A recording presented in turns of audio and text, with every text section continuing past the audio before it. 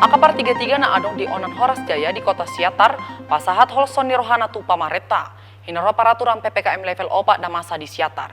Hinoro peraturan ni mangaido parhepengon ni masyarakat lumobi Akapar 33. Diari nasal pumar pungu do Akapar 33 di Jalan Merdeka.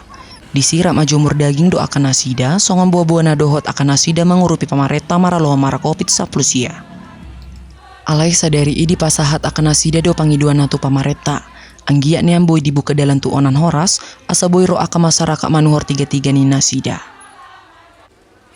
Ada orang di padalam pamareta peraturan PPKM level 4 di Siatar, ditutup pamareta do dalam tu Onan Horas. Hinorhoni dang laku B33 ni akaparonan jala manginona masahat tu parhepengon.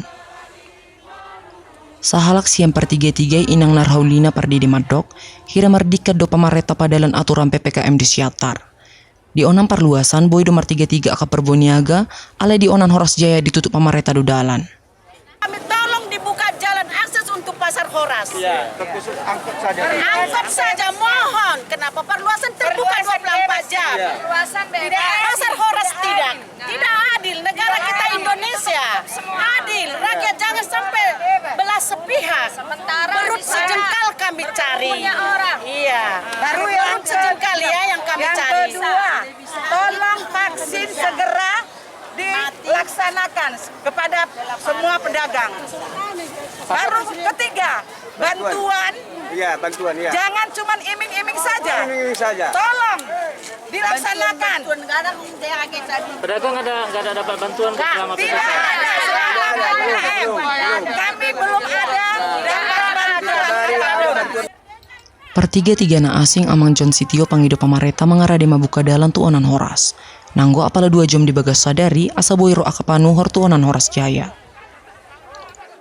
P4B, tuntutan kita sangat simpel. Kenapa di sana nggak? Sangat simpel. Tuntutan kita sangat simpel.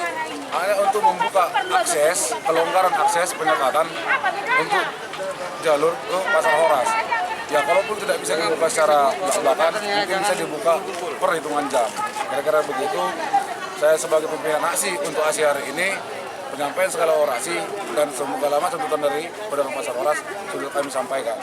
Semoga sama-sama kita berdoa, pemerintah bisa mendengar, keluhan-keluhan para pedagang bisa terbantu.